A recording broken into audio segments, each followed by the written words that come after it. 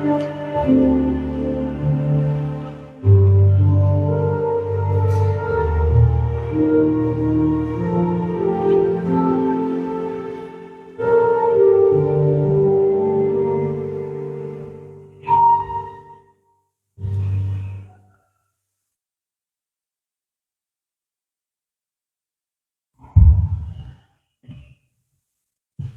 pagi, salam sejahtera untuk kita semua.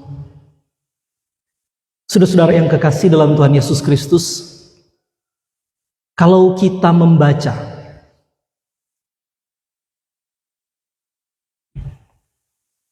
sejarah tokoh-tokoh dunia yang paling berpengaruh, baik itu biografi atau autobiografi. Biografi artinya riwayat hidup seseorang yang ditulis oleh orang lain. Autobiografi artinya riwayat hidup seseorang yang ditulis sendiri. Ya, satu kali lagi, kalau saudara membaca sejarah dari tokoh-tokoh dunia sepanjang abad, yang akan saudara baca, yang akan saudara temukan adalah kisah-kisah keberhasilan mereka, kisah-kisah kesuksesan mereka, jasa-jasa mereka, sumbangsi mereka, warisan mereka bagi generasi selanjutnya. Sangat sedikit saudara menemukan di dalam biografi atau autobiografi itu ada orang yang mau ditulis kisah kegagalannya atau penderitaannya. Jarang. Tapi ketika saudara membaca Alkitab, beda dengan ketika Alkitab mencatat sejarah Yesus. Unik sekali. Keempat Injil, bahkan seluruh Alkitab, kalau kita membaca dia pergerakan kira-kira 33,5 tahun masa hidup Yesus. Saudara lihat, dari Alkitab menyoroti pertama tahun-tahun kehidupannya, lalu dia mulai menyempit menjadi bulan-bulan terakhir kehidupannya, lalu semakin sempit lagi pada minggu-minggu terakhir hidupnya, lalu hari-hari terakhir hidupnya, bahkan jam-jam terakhir hidupnya. Sehingga kemudian orang ingat muncul film The Passion of the Christ, itu yang sebenarnya menceritakan 12 jam terakhir hidup Yesus. Dari 33,5 tahun kehidupan Yesus, saudara perhatikan, yang ditulis paling rinci bukan kelahirannya, bukan masa remaja atau pemudanya, juga bukan pelayanannya. Tapi yang dicatat paling rinci justru adalah apa? Masa-masa sengsaranya. Alkitab tidak malu mencatat itu dengan lebih rinci dari semua bagian yang lain. Seolah-olah dari semua yang paling ingin dicatat oleh Alkitab, justru adalah minggu-minggu, bahkan lebih rinci jam-jam terakhir hidup Yesus. Dan itu kalau saudara baca satu kali lagi, jam-jam terakhir hidup Yesus itu bukan sesuatu yang kalau saudara baca, saudara bisa sambil tepuk tangan, sambil senyum, sambil tertawa girang, sambil goyang-goyang kaki, sambil minum es krim. Kalau saudara membaca bagian itu adalah bagian yang paling memilukan hati, yang paling menyayat hati, yang paling menyedihkan, dan harusnya itu membuat saudara menangis. Tapi itulah yang dicatat oleh Alkitab. Alkitab tidak malu. Justru Alkitab dengan sangat terperinci, sangat mendetail, mencatat tentang kisah sengsara dari Yesus Kristus yang puncaknya ada di salib.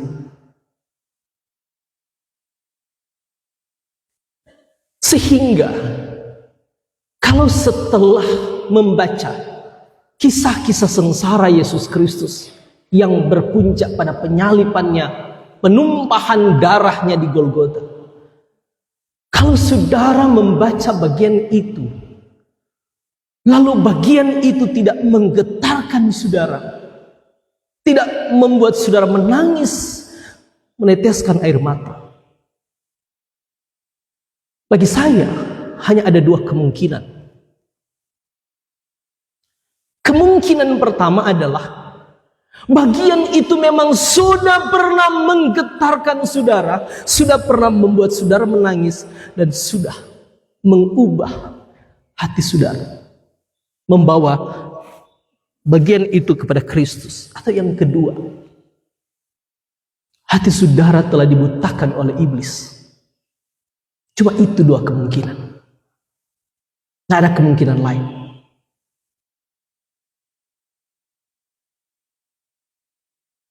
William Barclay, dia menulis tafsiran tentang teks ini, tentang perikop ini.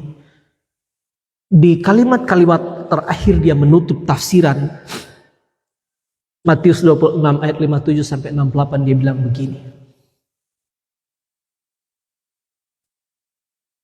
Saya parafrasekan, ceritakan secara bebas. Kalau orang berjumpa dengan Kristus, dengan salib Kristus, dan kalau orang menyelidiki Kristus, menyelidiki fakta penyalipan, kesengsaraan dan penyalipan Kristus, tidak ada orang yang akan bersikap netral. Tidak ada. Hanya ada dua macam reaksi yang benar. Pertama, setelah orang memeriksa, menyelidiki dengan seksama fakta tentang sengsara dan penderitaan Kristus, kemungkinan pertama, dia akan menolak, dia akan menentang, dia makin menghujat Yesus. Dan bahkan kalau dia berjumpa dengan Yesus, dia mungkin akan membunuh Yesus satu kali lagi.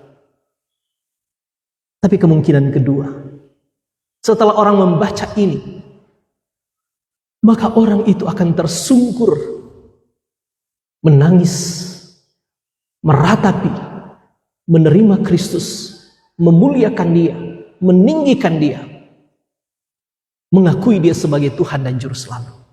Tidak ada orang yang akan bersikap netral ketika berjumpa atau menyelidiki Kristus. Itu kata-kata yang sangat agung menurut kita. Satu kali lagi kita bilang, kalau saudara membaca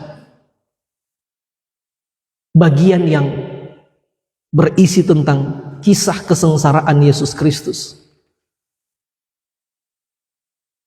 hanya ada dua kemungkinan kita bilang tadi. Kemungkinan pertama apa?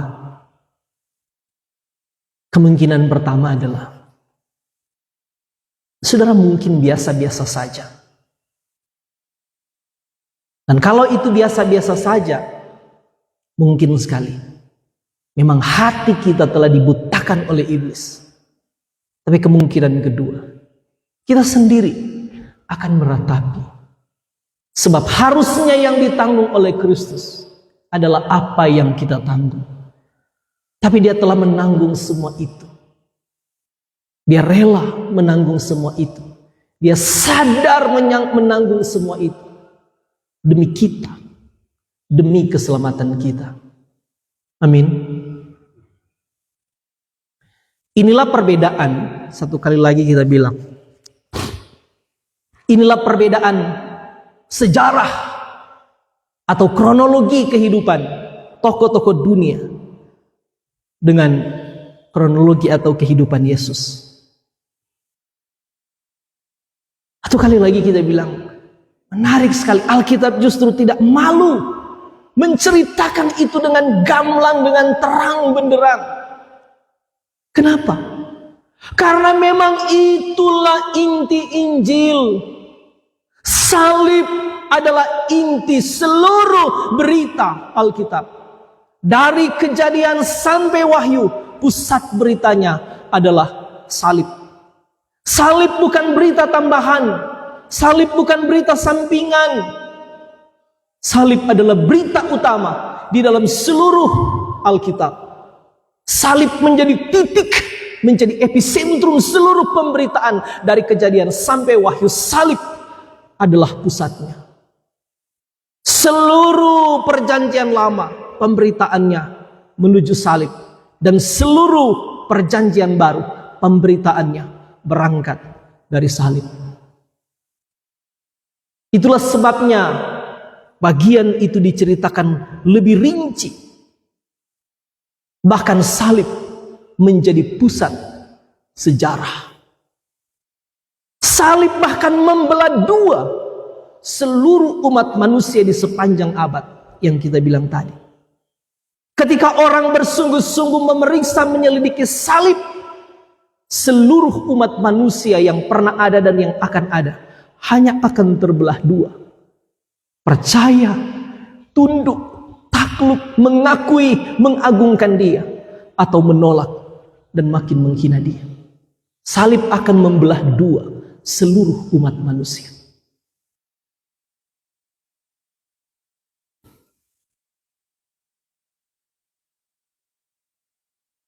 Sekaligus, kenapa itu menjadi penting? Karena salib itu juga menjadi titik temu kasih dan keadilan Allah. Salib itu menjadi titik perjumpaan. Salib itulah yang menyambungkan ulang relasi yang telah terputus oleh karena dosa manusia. Di salib itu Allah yang suci menyatakan kasih-Nya kepada orang berdosa, sekaligus keadilan terhadap dosa ditegakkan. Betapa pentingnya salib itu. Karena itu, gereja yang sejati bukan gereja yang sibuk mengajarkan, memberitakan, mengkhotbahkan kiat-kiat hidup sukses. Gereja yang sejati adalah gereja yang sibuk, yang mati-matian, yang tidak malu, yang dengan berkobar-kobar memberitakan salib. Itulah gereja yang sejati. Amin. Gereja yang sejati, gereja yang berpusat pada salib. Berita gereja yang paling indah kepada dunia bukan bagaimana engkau hidup sukses, bagaimana engkau kaya, bagaimana engkau umur panjang, bagaimana pertumbuhan ekonomi, bagaimana kemenangan. Tapi gereja yang sejati adalah gereja yang memberitakan salib. Hari ini sudah masuk pada Minggu Sengsara yang ke-5. Di beberapa hari yang lewat, di beberapa tempat kita berkhotbah, kita bilang begini. Secara khusus kalau berita-berita yang orang dengar di minggu-minggu sengsara ini tidak menggetarkan hati kita, hati-hatilah. Hati-hatilah. Harusnya berita-berita di minggu sengsara ini terus mengubah kita, terus menggetarkan hati kita, terus membawa kita semakin memuliakan Kristus. Nah, saudara yang kasih dalam Tuhan Yesus Kristus, bacaan kita di minggu ini, sepanjang minggu berjalan ini, memang bacaannya sudah kita yakin orang so kenal, so berkali-kali dari orang masih anak sekolah minggu, orang so dengar-dengar. Tapi kalau orang terus memikirkan, merenung-renungkan, ini akan selalu hidup, akan selalu menggetarkan kita, akan selalu mengubah kita.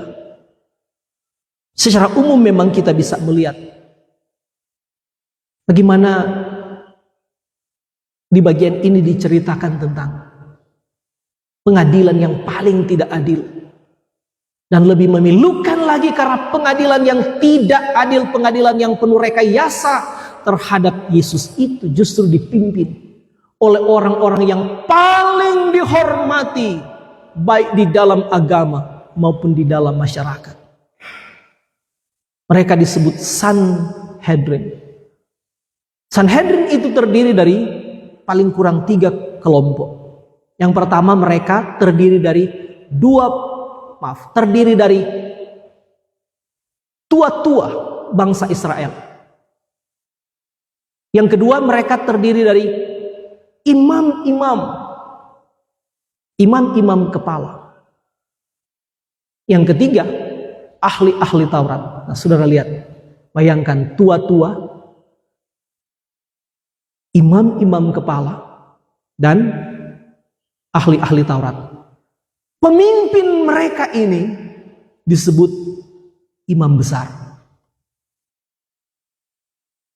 Ini adalah lembaga bagi orang Yahudi, ini adalah lembaga pemerintahan sekaligus mahkamah agama.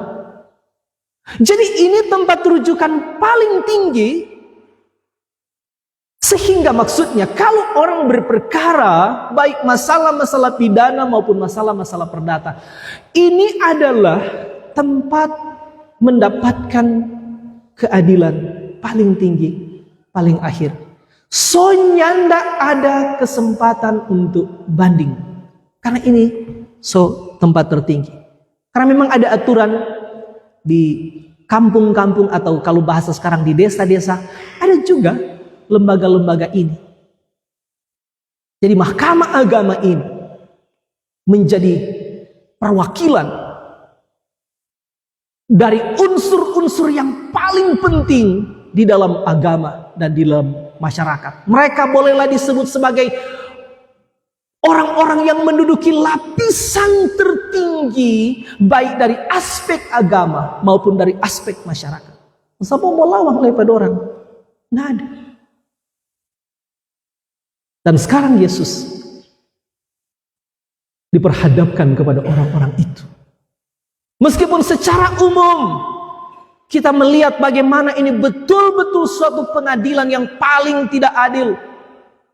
Sang hakim yang agung berdiri di hadapan pengadilan yang paling curang, yang paling ruci, yang paling penuh rekayasa. Pengadilan yang paling biadab.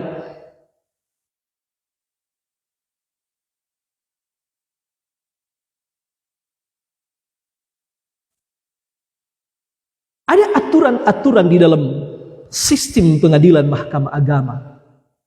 Antara lain, saya sebutkan. Pertama, tidak boleh melaksanakan persidangan pada malam hari. Dan ini prinsip dilanggar, bahkan oleh orang-orang yang membuat aturan itu. Karena orang tahu, secara singkat orang selalu belajar minggu lalu Yesus di Getsemani kan. Lalu sesudah itu dia ditangkap. Lalu mulailah proses persidangan itu. Dan berarti memang selama dari sore sampai malam, sampai hampir siang, ini kan terjadi sebelum peristiwa ayam berkokok. Ayam berkokok, kata, kita tidak jadi piara ayam. Mari yang piara ayam lebih tahu. Ayam jantan berkokok itu, sudah tahu jam berapa? Jam 3. Jam 3. Ini sebelum jam 3 subuh.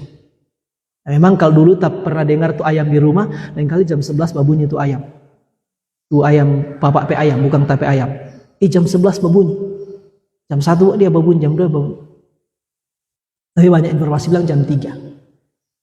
Jadi ini peristiwa sebelum penyangkalan. Berapa kali tuh ayam udah berkokok?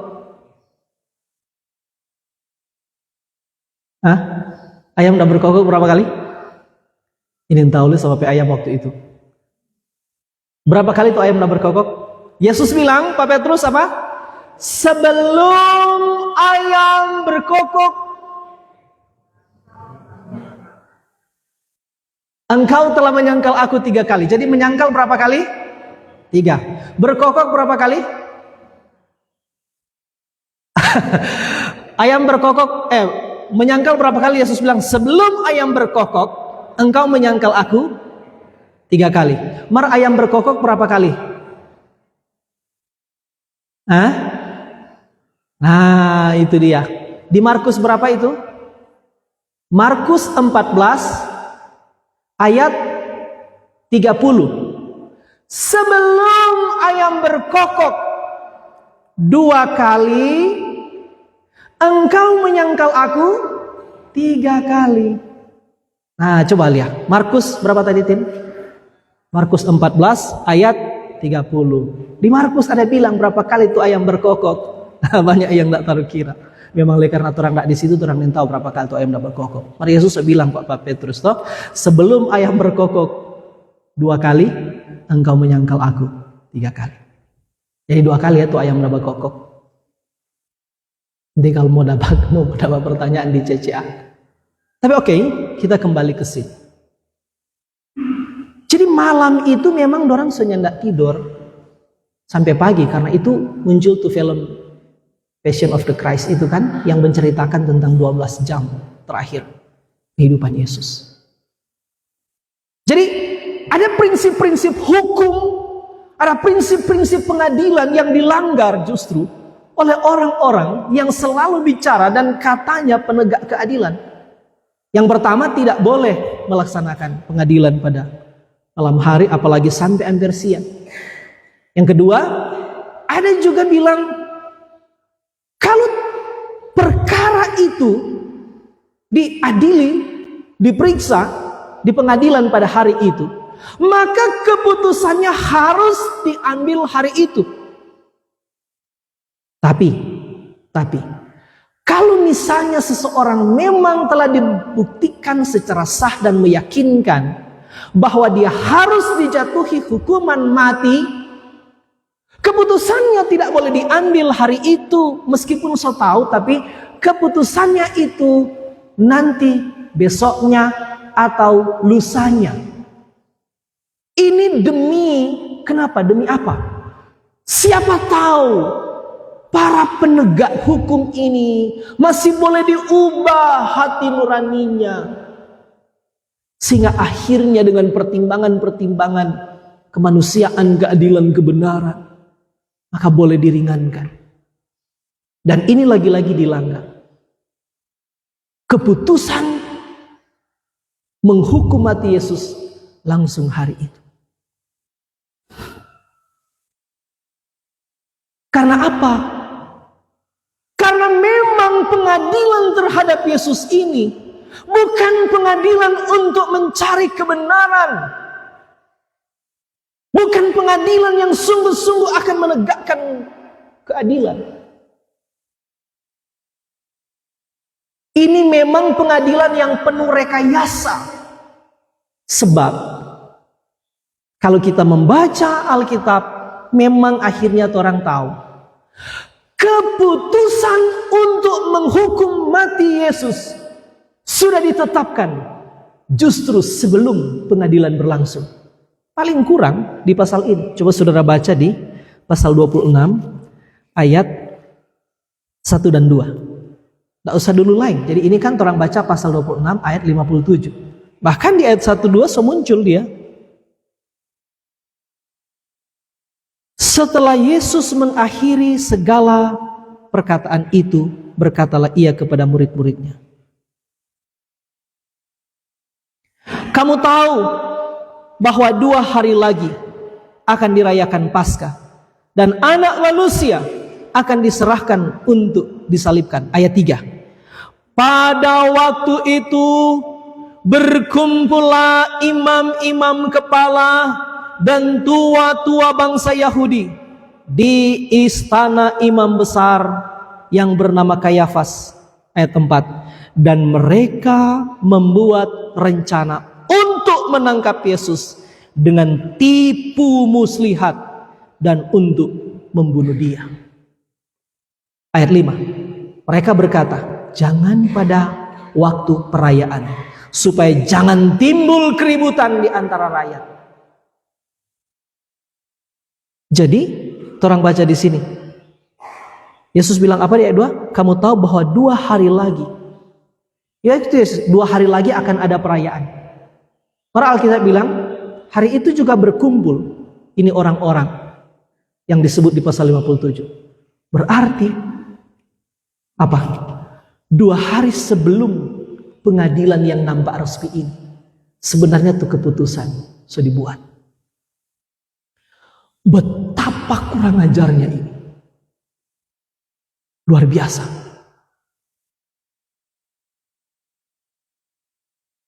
Tapi dari sisi kedaulatan Allah, menurut kita orang harus melihat dari sisi yang berbeda. Di satu pihak memang Alkitab mencatat bagaimana rekayasa ini memang disadari, disengaja, memang tersistematisasi. Tapi di lain pihak menurut kita, Allah memang ingin menulis ini untuk menelanjangi mereka. Untuk memberitahu, bahkan orang-orang yang ada di lembaga paling tinggi, paling berpengaruh, paling bergengsi, paling terhormat, baik di dalam aspek sosial maupun agama, semuanya berdosa. Bahkan dengan berani berbuat dosa, dengan sengaja berbuat dosa. Nyanda ada orang yang luput dari dosa, nyanda ada orang yang kebal dari dosa. Semua orang-orang berdosa. Bahkan Tuhan bilang, jangankan kamu, sedang dorang itu yang hari-hari pegang firman, yang hari-hari bergumul dengan firman, yang hari-hari mengajarkan firman, yang hari-hari berkhotbah, yang dianggap oleh masyarakat paling mengerti firman karena mereka ahli Taurat, mereka yang paling suci seolah-olah dalam agama karena mereka dianggap perwakilan umat di hadapan Tuhan, yaitu imam-imam kepala, dan mereka yang paling dianggap bijaksana dan mulia di dalam masyarakat, yaitu tua-tua masyarakat. Mereka yang paling biadab, mereka yang paling kurang ajar, mereka yang paling berdosa, mereka yang paling berani melanggar firman, melanggar ketetapan-ketetapan, bahkan ketetapan-ketetapan, misalnya ketetapan di dalam pengadilan itu sudah dicatat terang benderang dengan jelas di Ulangan, di kitab Imamat. Antara lain misalnya kalau orang baca di hukum-hukum itu, tidak boleh melibatkan, tidak boleh merekayasa hukum, tidak boleh merekayasa pengadilan, tidak boleh menghadirkan saksi-saksi palsu. Dan kalau ada orang berani bersaksi palsu dan kesaksian palsunya menyebabkan seseorang dihukum mati, maka kalau didapati orang yang bersaksi palsu yang menyebabkan orang lain mengalami kematian, maka orang yang bersaksi palsu itu juga harus mengalami hukuman persis seperti orang yang karena akibat kesaksiannya dia dihukum mati. Maka para saksi dusta itu juga harus dihukum mati. Tapi saudara lihat yang di sini, bahkan saksi-saksi dusta, saksi-saksi palsu sengaja dihadirkan di dalam pengadilan. Menakutkan sekali. Menakutkan sekali. Orang berusaha rekayasa. Betul-betul ini menakutkan. Untuk memberi kritik, memberi tanda awas juga bagi kita. Sangat mungkin jabatan-jabatan agama, saya juga sedang mengingatkan diri saya, jabatan-jabatan agama, atribut-atribut kerohanian mungkin sekali justru menjadi topeng kejahatan. Bahkan ada satu buku tafsiran yang kita baca, di sini orang mendapati satu kritik tajam. Agama tanpa kebenaran justru bisa menjadi alat kejahatan. Harusnya mahkamah agama ini tempat orang mencari kebenaran, tempat mencari keadilan, tempat mendapatkan pembelaan apabila kepadanya difitnahkan hal-hal yang jahat. Tapi justru sekarang yang terjadi, doranglah yang rekayasa. Memang tuh kemarahan Pak Yesus, tuh keinginan untuk menghabisi dia memang sudah diubun-ubun. Sehingga apapun akan dilakukan, yang penting Yesus harus dihukum mati. Ada peraturan lain yang dilanggar, yaitu terhadap tuduhan-tuduhan, baik dari siapapun penuduh maupun dalam status resmi para jaksa penuntut misalnya. Seorang terdakwa diperbolehkan, diharuskan memberikan argumentasi-argumentasi pembelaan diri, memberikan pledoi, atau diizinkan, dimungkinkan, diharuskan, bahkan sangat dianjurkan. Silakan cari saksi-saksi yang boleh meringankan. Apakah itu terjadi pada pengadilan ini? Nyanda. Bahkan saksi-saksi palsu sengaja dihadirkan. Bukan main. Yesus seolah-olah tidak diberi kesempatan untuk itu. Karena memang tujuan pengadilan terhadap Yesus bukan untuk mencari keadilan. Bukan untuk mencari tahu siapa dia. Memang kita bilang tadi, tuh keputusan untuk menjatuhkan hukuman pada Yesus sudah dibuat jauh sebelum pengadilan itu terlaksana. Tidak ada orang yang hadir di situ yang tampil untuk meringankan. Memang kita pikir-pikir begini, kenapa kalau saudara baca kan waktu Yesus selesai salib, ada 2 orang imam yang datang terlibat turunkan mayat Yesus, sekaligus dorang salah satu yang dia kubur dia kasih. Siapa itu? PR, saudara cari. Pertama bilang jotar. Siapa yang dia kubur dia ada kasih? Yusuf dari Arimatea. Ada satu lagi imam. Coba lihat di Alkitab. Siapa dorang penama? Coba cari.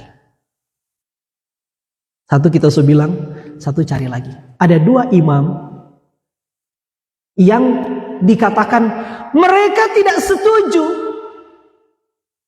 Mereka tidak setuju dengan keputusan menghukum mati Yesus.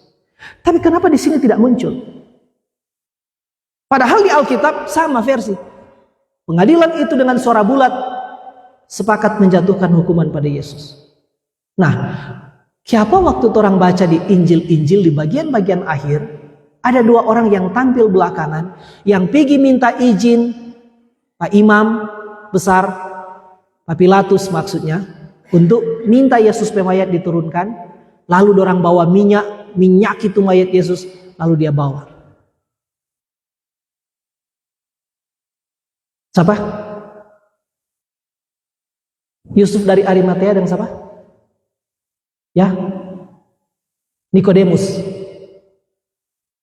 Dorang 2 katanya tidak setuju. Tapi kenapa di sini tidak muncul? Ada 2 kemungkinan. Kemungkinan pertama, sampai di sini dorang hadir, Maria karena juga dalam tekanan, iyojo dulu meskipun yang tidak setuju. Atau kemungkinan kedua, dorang memang yang tidak hadir. Sehingga, yotoh, ada yang disidang kan? Yang tidak hadir dianggap setuju dengan keputusan di persidangan. Tak usah bicara-bicara di luar. Yotoh, karena itu keputusan pengadilan. Ada 2 kemungkinan. Mar dia betul, nanti orang tanya, kalau sebuah ku dapat dengan 2 orang ini, kamu dah hadir atau nyanda? Siapa Alkitab bilang setuju pengadilan itu memutuskan Yesus dijatuhi hukuman mati, tapi siapa di belakang kamu 2 penama dan tulis kamu 2 nyanda setuju. Kita tidak sempat cari ini, tapi 2 kemungkinan itu saja. Suara bulat menjatuhkan hukuman pada Yesus. Tidak ada kesempatan Yesus membela diri. Tidak ada pihak yang datang meringankan perkaranya. Satu kali lagi kita bilang kenapa? Karena memang pengadilan ini penuh rekayasa. Harusnya di pengadilan itu baru boleh digali apa benar tuduhan-tuduhan yang diberikan kepada terdakwa ini. Ada hal yang dilanggar berikut. Seorang hakim tidak boleh menjadi saksi. Hakim itu betul-betul netral. Hakim itu betul-betul menjadi juri atas perkara yang sedang berlangsung. Tapi yang terjadi di sini, justru hakim langsung merangkap saksi. Mau jadi apa tuh pengadilan model begitu? Tapi oke, inilah fakta kejatuhan. Inilah fakta keberdosaan manusia. Bahkan satu kali lagi kita bilang, saya yakin ini memang ditulis oleh Alkitab. Tuhan menulisnya. Tuhan tidak menutup-nutupi ini.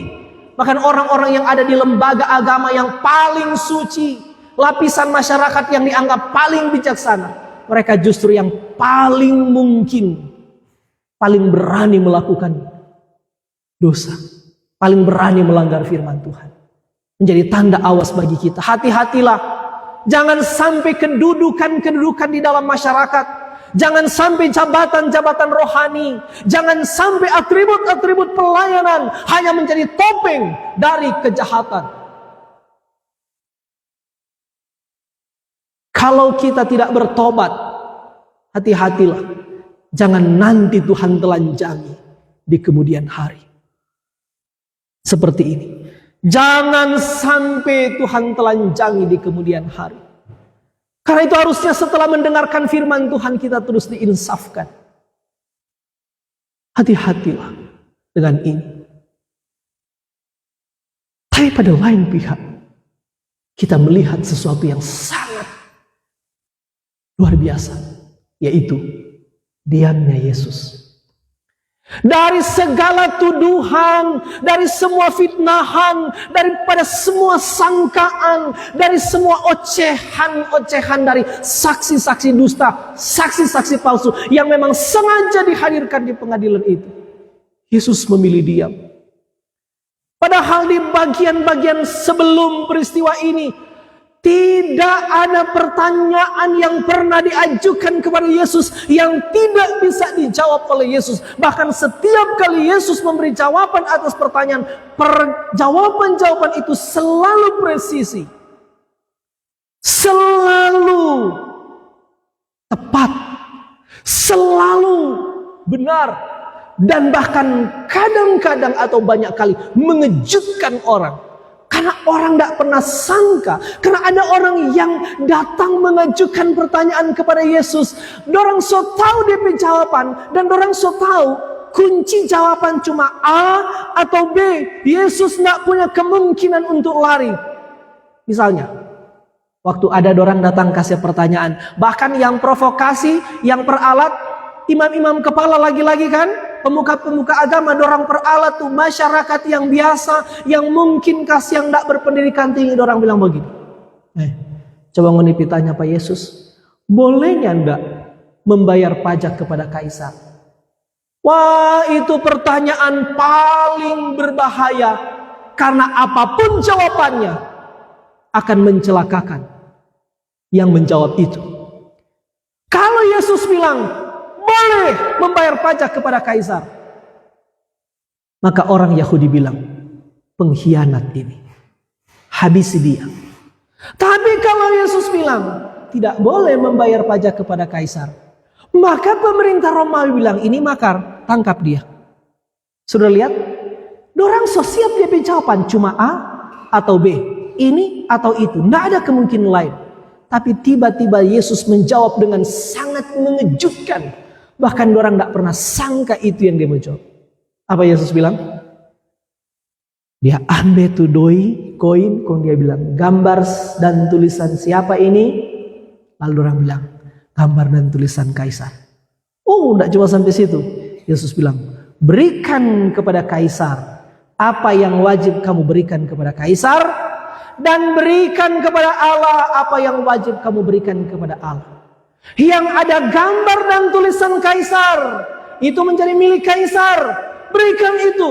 Tapi yang ada gambar Allah, berikan itu kepada Allah. Siapa itu? Orang. Kita yang dicipta segambar dan serupa dengan Allah.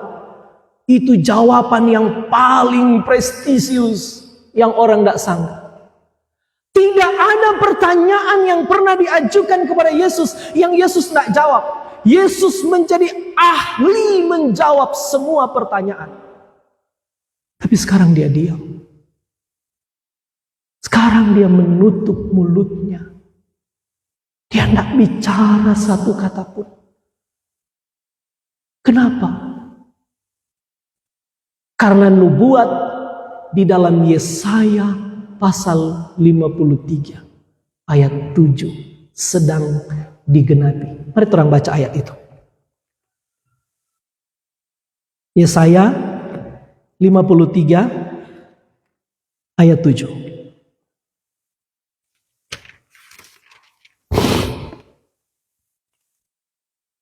Yesaya 52-53 ini tentang hamba Tuhan yang menderita.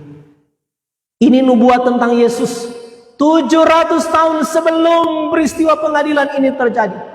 Yesaya sudah bicara apa yang akan terjadi pada Mesias, pada anak Allah, pada Kristus. Tapi khusus ayat 7. Coba baca. Dia dianiaya,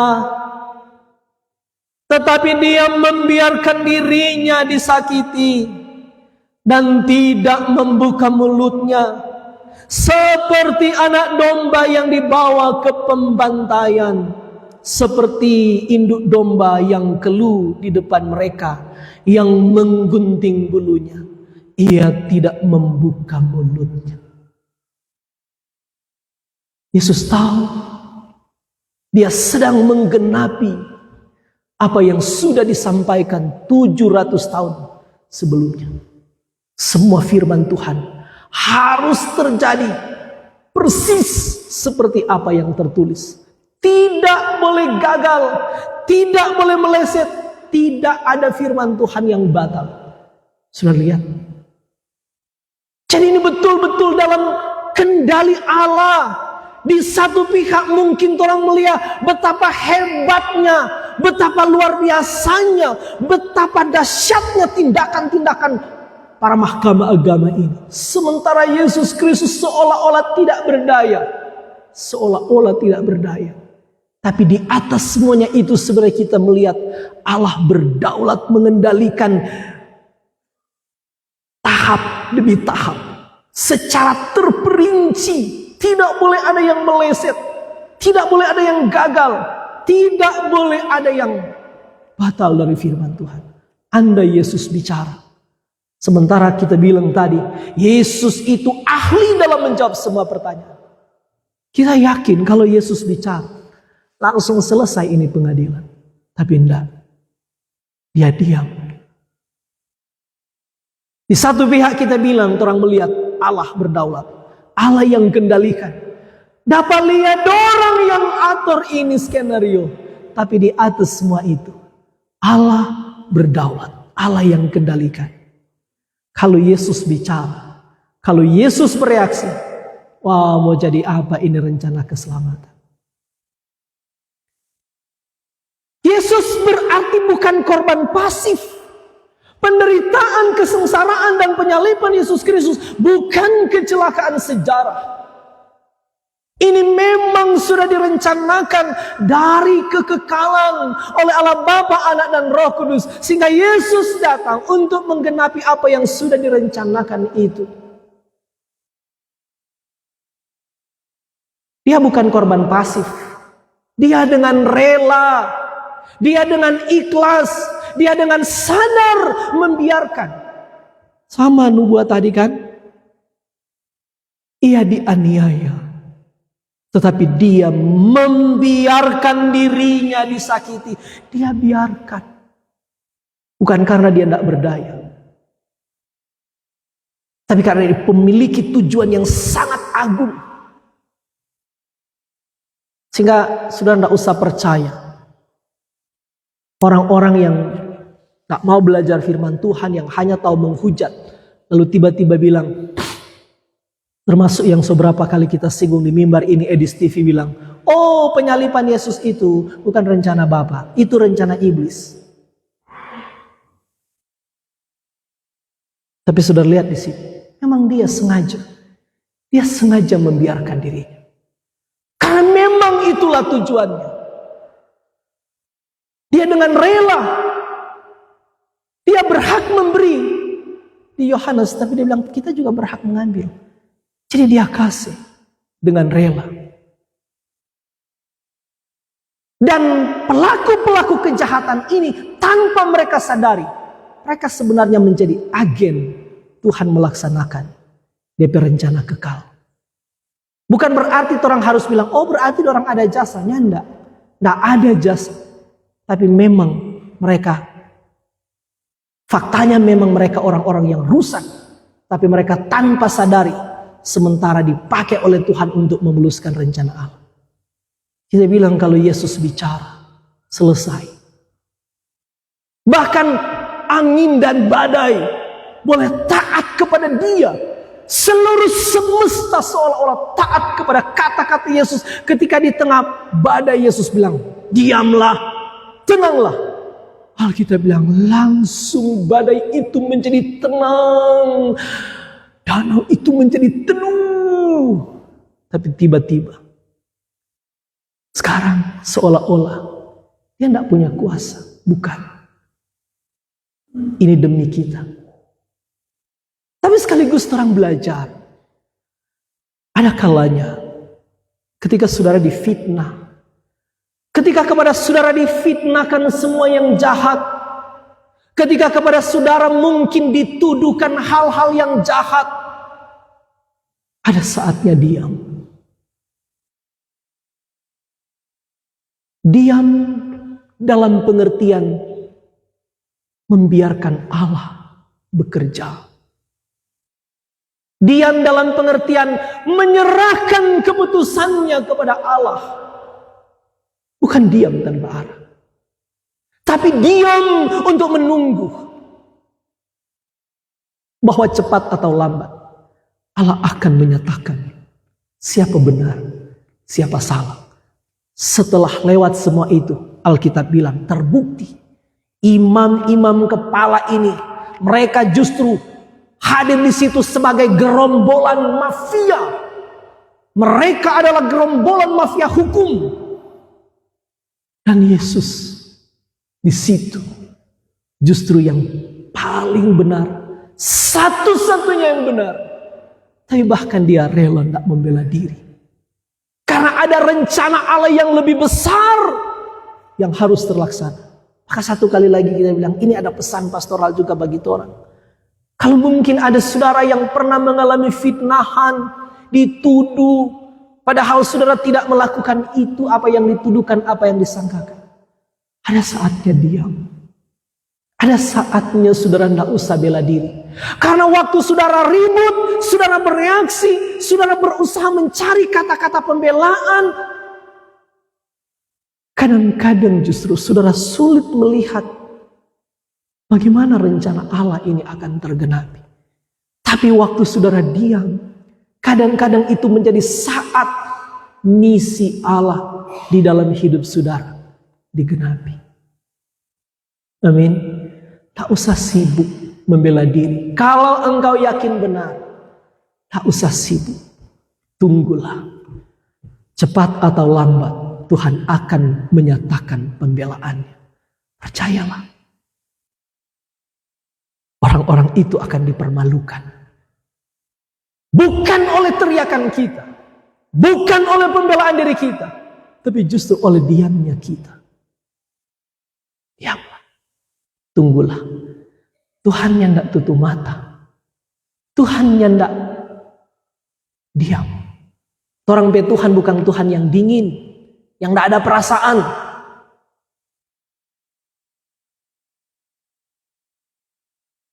Yang kaku kering sama dengan kanebo, kaku sama dengan kanebo kering.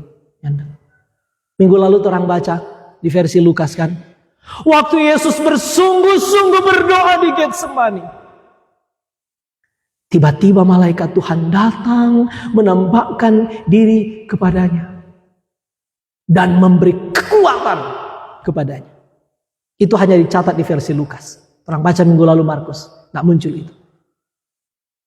Jadi ketika orang bersungguh-sungguh justru diam di hadapan Tuhan. Nyandak berusaha sibuk membela diri, nyandak berusaha mencari dukungan, nyandak berusaha cari pendukung. Siapa bantu kita, bela kita, tolong kita. Kadang-kadang Tuhan bilang, oke, karena ngana turun tangan kita angkat tangan. Tapi kalau ngana angkat tangan kita yang turun tangan. Berapa banyak orang yang begitu. Selalu mendahului Tuhan. Tidak membiarkan Tuhan bekerja lebih dahsyat dalam kehidupan kita. Orang belum mau bahas tentang Petrus. Memang ada satu ayat muncul Petrus di sini. Tapi nanti di perikop berikut kan, baru mendapat sorotan betul-betul tuh Petrus. Bukan tidak penting, nanti. Saya belum periksa juga bacaan minggu depan kalau ada tentang itu. Tapi memang cuma satu ayat dah muncul di sini tuh Petrus tuh. Tapi terang, fokus dulu pada Kristusnya. Dia diam. Tapi, terhadap semua tuduhan, dia diam. Tapi, waktu imam kepala tanya begini.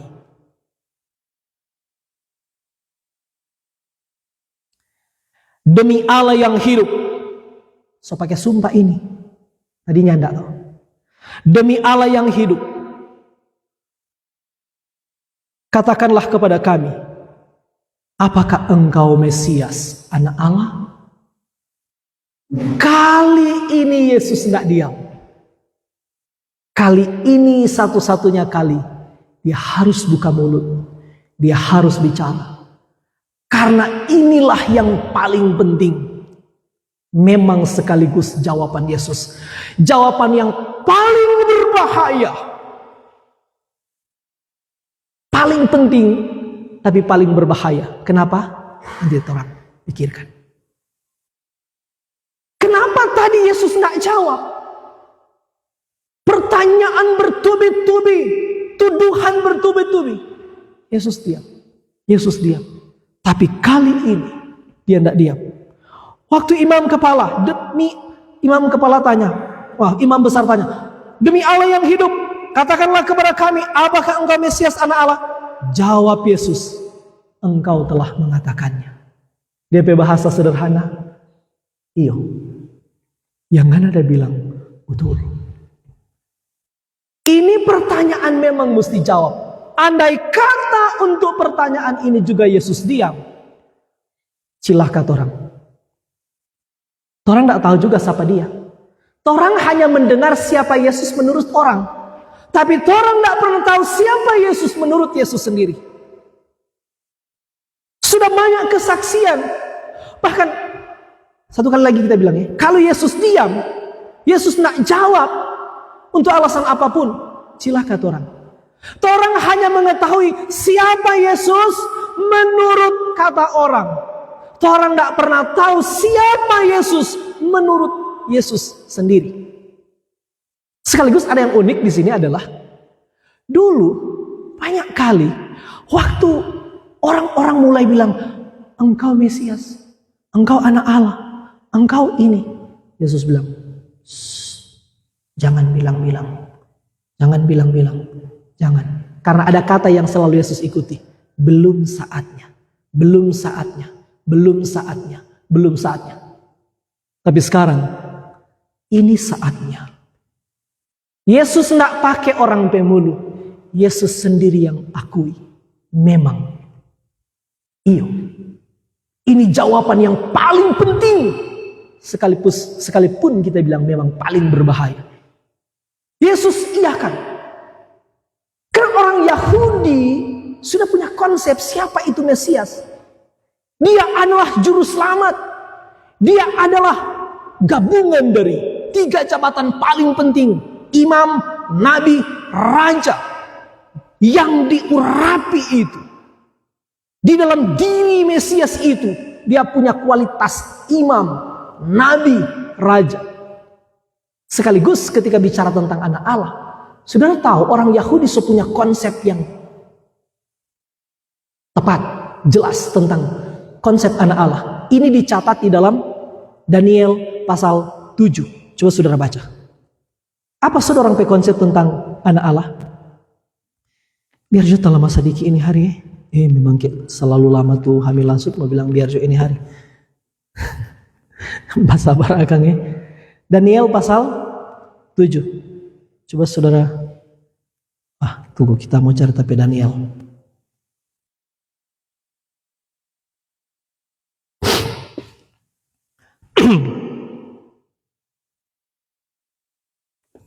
Saudara lihat di Daniel pasal 7.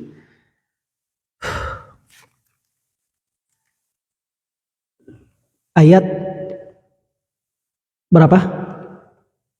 Ya, 13. Daniel 7 ayat 13. Ini penglihatan Daniel.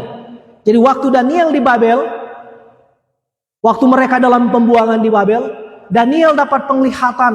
Dan apa tuh penglihatan itu? Nah ini ayat 13. Aku terus melihat dalam penglihatan malam itu. Tampak datang dengan awan-awan. Perhatikan nih.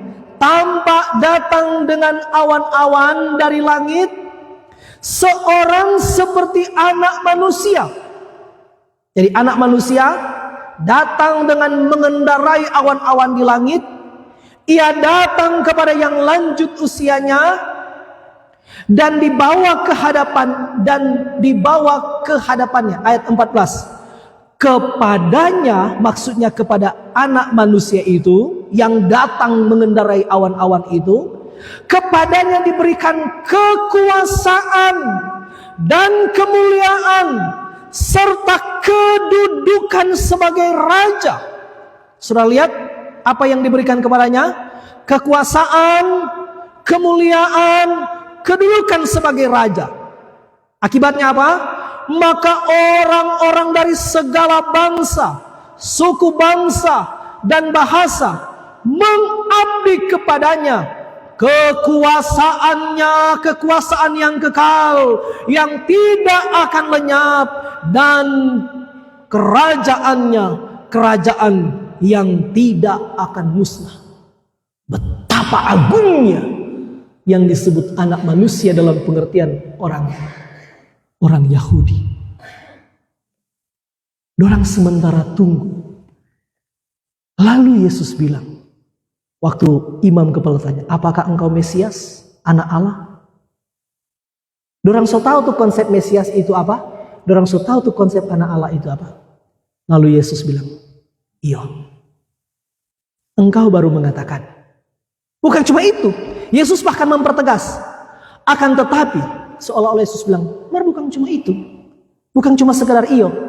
Aku berkata kepadamu, mulai sekarang. Atau ada Alkitab bilang, sebentar lagi. Nyandak lama lagi. Kamu akan melihat anak manusia duduk di sebelah kanan yang maha kuasa.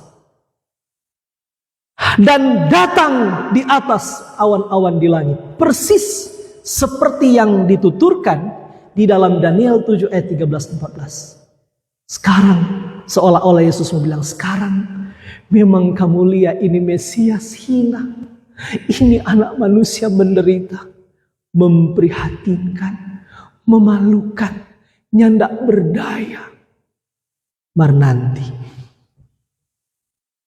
kalimat ini kita bilang paling penting, paling berbahaya. Karena atas jawaban itulah final keputusan Yesus harus dihukum mati.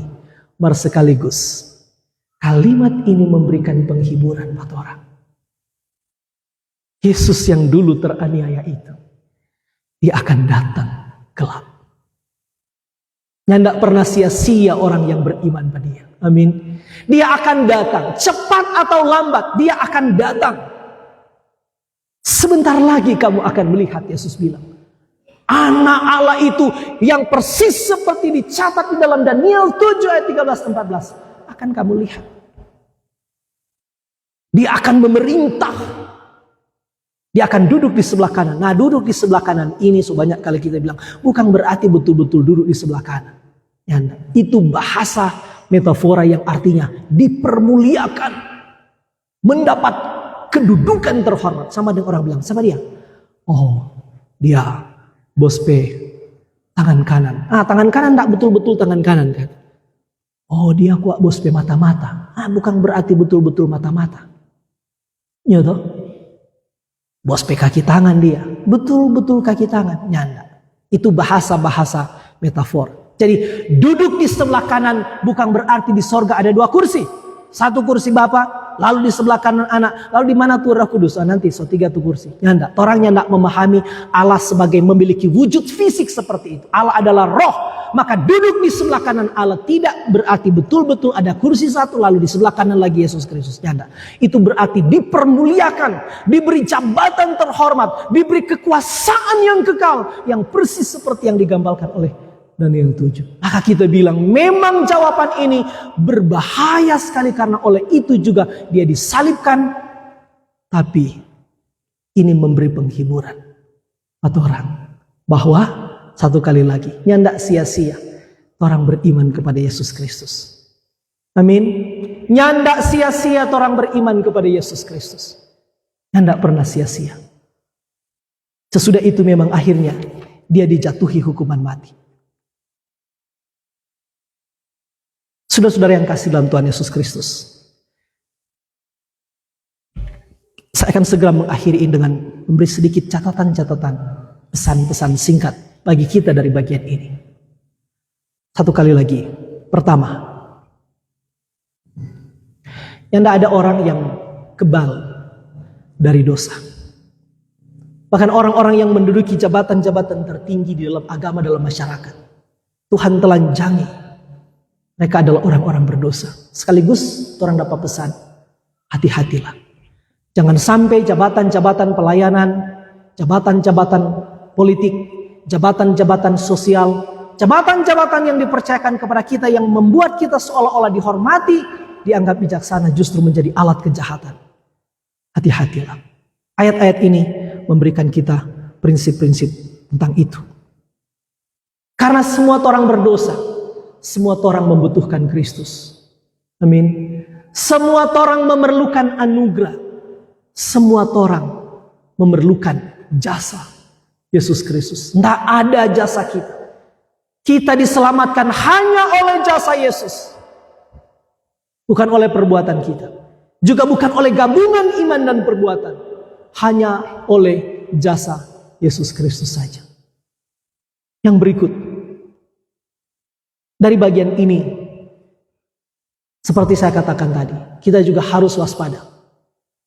Agama tanpa kebenaran justru bisa menjadi alat kejahatan. Termasuk para pemuka agama, pemimpin agama. Saya juga sedang mengingatkan diri kita. Yang berikut, kebenaran mungkin bisa ditolak, mungkin bisa diinjak-injak di suatu ketika. Tapi kebenaran itu tidak akan pernah bisa dikalahkan. Sebaliknya, ketidakbenaran, kebohongan. Saya pernah dengar kata-kata dari prof saya tadi. Kebohongan itu sekalipun berlari secepat kilat, suatu saat kebenaran akan mengalahkannya. Bagaimanapun rapinya kebohongan, kedustaan, rekayasa yang di Alkitab yang terang baca, akhirnya mereka juga akan kalah. Untuk sementara Yesus terlihat seperti kalah, teraniaya. Tapi dia sekaligus di tempat yang paling penting itu. Karena di hadapan orang-orang yang mewakili agama dan masyarakat, mewakili seluruh umat manusia, dia mendeklarasikan satu kalimat yang penting. Bahwa dia akan datang sebagai pemenang. Maka itu menjadi penghiburan bagi kita. Pada sisi lain kita bilang tadi, diamnya Yesus atas segala fitnahan memberi juga pesan kepada kita. Ada kalanya orang tak perlu sibuk, tak perlu sakit hati, tak perlu gelisah, tak perlu berusaha dengan rupa-rupa cara, mencari cara untuk membela diri. Ada saat orang perlu bicara. Kalau itu betul-betul hal yang paling penting yang menentukan hidup mati kita. Tapi ada saat orang mesti bijaksana. Diamlah sambil menunggu Tuhan bekerja.